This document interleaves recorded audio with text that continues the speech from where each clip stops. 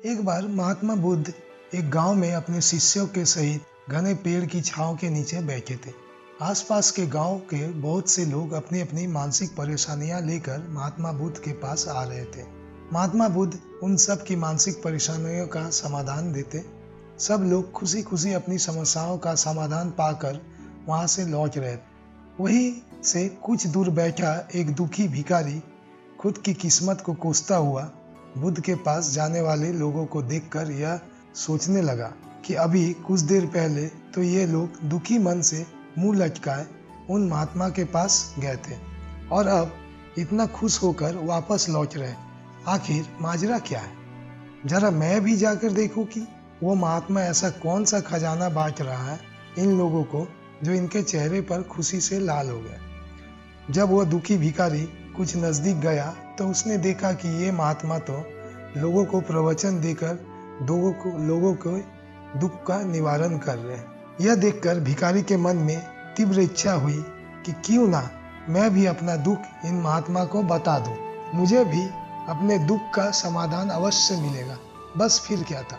समाधान पाने की लालसा लिए भिखारी महात्मा बुद्ध के सामने पहुंचा और हाथ जोड़कर प्रणाम करते हुए बोला, हे महात्मा बुद्ध, मैं भी लोगों की मदद करना चाहता हूँ। मेरी बहुत इच्छा है कि मैं लोगों की मदद करूँ, लेकिन मैं मदद कैसे करूँ?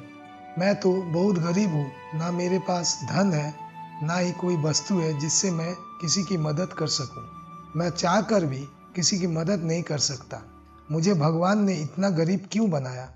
हे महात्मा, मुझ पर कुछ कृपा करो। इतना बोलते ही भिखारी रोने लगा। महात्मा बुद्ध बोले, तुम बहुत अज्ञानी हो, क्योंकि तुम अब तक इस भ्रम में जी रहे हो कि तुम्हारे पास कुछ नहीं है, जबकि दूसरों को कुछ देने के लिए तुम्हारे पास बहुत कुछ है।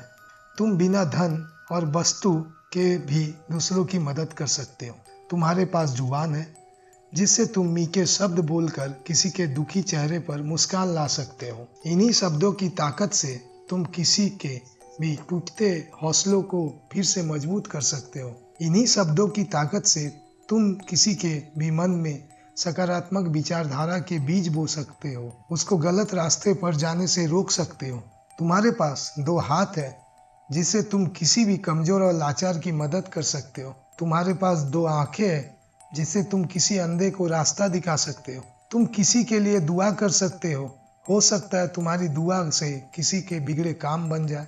तुम किसी के अच्छी सेहत की कामना कर सकते हो, लेकिन अज्ञानतावश तुम अब तक इस बात को समझ नहीं पाए और इस भ्रम में अब तक जीते रहे कि तुम्हारे पास मदद करने के लिए कुछ नहीं है।